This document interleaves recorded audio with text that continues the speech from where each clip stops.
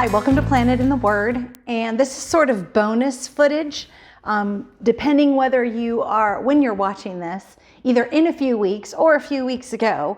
I mentioned giving you some information on what to do with handouts or downloads or anything like that, because let's be honest, nobody needs more paper in their life. But there is a reason why I give some of those to you, and I wanted to show you what I do with things like that. And so what I'm going to show you are the tools that I use and what I do with them. And hopefully you can take things that will work for you, ignore things that don't work for you, but hopefully I'm just going to give you some helpful tips. Okay, so ignore the fact that we are in my kitchen, because we are in here because it's a little larger space to work with to show you what I'm doing, as opposed to trying to show you in my teeny tiny little office. So I brought everything out here so that would be a lot easier. So the first thing I want to show you is my printer. And flip this around. My printer is this very inexpensive, I think it was $50 from Walmart printer. Now I have a laser printer that we use for our office, which is phenomenal and I love it. However, for this application, it's not going to be very helpful. You definitely need an inkjet printer, which is what most people have who aren't printing out, thousands of pages at a time. The other tools that I use are going to be a pair of scissors. I use some photo mounting tape. Hello, scrapbooking. And this is a 3M, no, it's not, it's a Scotch. And it is repositionable double-sided sticky tape is what it is. And this comes in, I like the repositionable because it definitely helps if I want to pull something out. So let me show you what I'm talking about. So this is my working Bible. And what I mean by that is, this is the Bible that I use to study with. It isn't the one necessarily I always read out of, but it's my work Bible. And because of that, it has lots of highlighting and notes. I treat it, obviously Post-it notes, I treat it as a workbook. And in fact, I use colored pencils, and I have a key of what is been colored in my Bible and what it means. In addition to that, because my Bible is a workbook, I have things like inspirational photos. This is a timeline that I have done using Genesis. I love to teach this class. If you're interested, let me know. It's so fun. And at the back, I put in some of my favorite, this is my absolute favorite map of the Exodus. It's by Steve Rudd, archaeologist. It's amazing. But all throughout my Bible, I do things and insert things like this right here that help me to remember what's going on in this passage, or do what I absolutely is the point of what I'm doing in Bible study.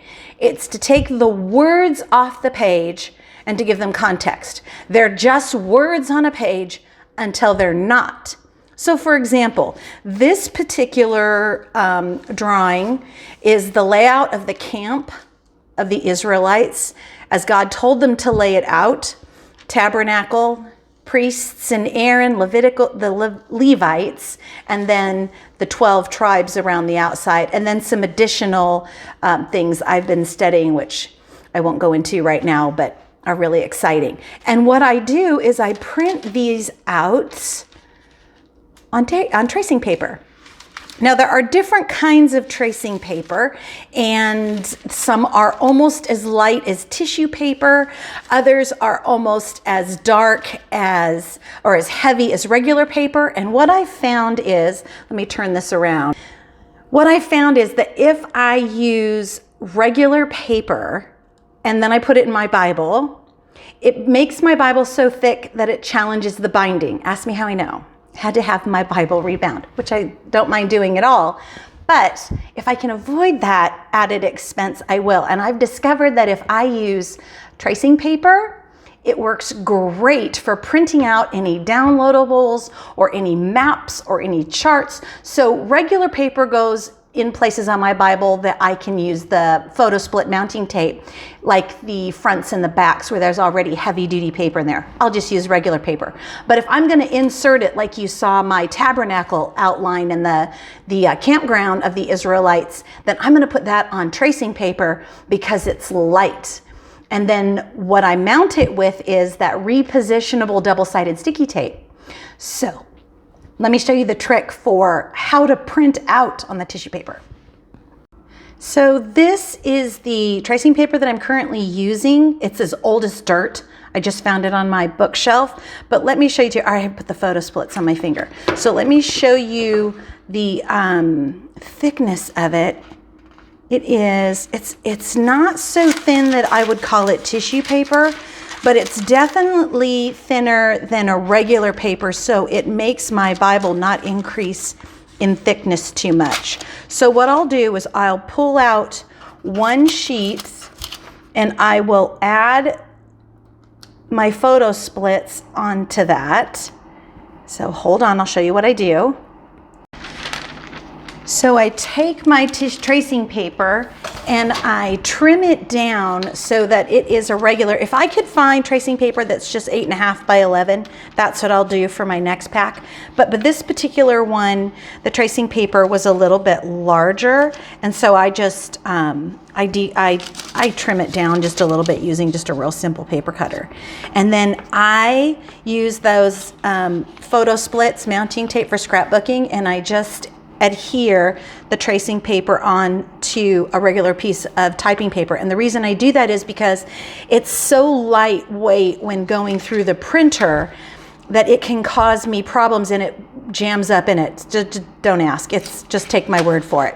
So I then take the tracing paper mounted on the regular typing paper and I will go ahead and insert it.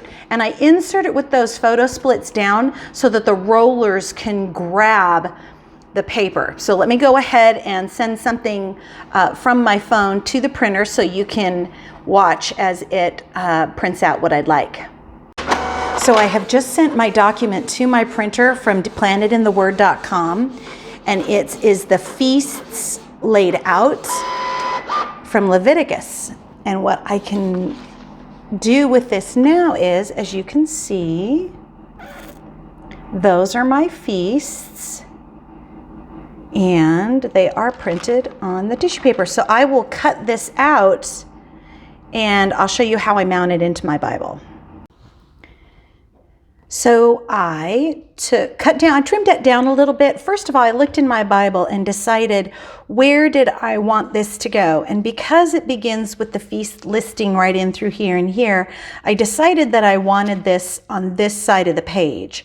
So you can see I trimmed it a little bit closer here, but I left a little bit extra room here for it to go down into the crease of my Bible where the chapters are stitched together. And then on that edge, if I turn this over, you'll see I have attached really, let's see if it'll focus on that, really tiny little strips that I have cut of that double-sided removable mounting tape, real thin. So I'll go ahead and put this in and then I'll show you because I have to use two hands.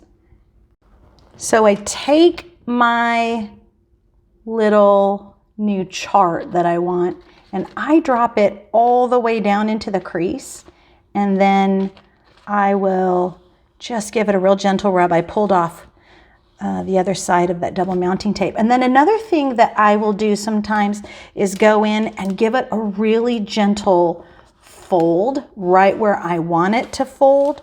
And that way I can move it into and out of what I'm doing. And this is a way I can remember the lesson that I've been taught.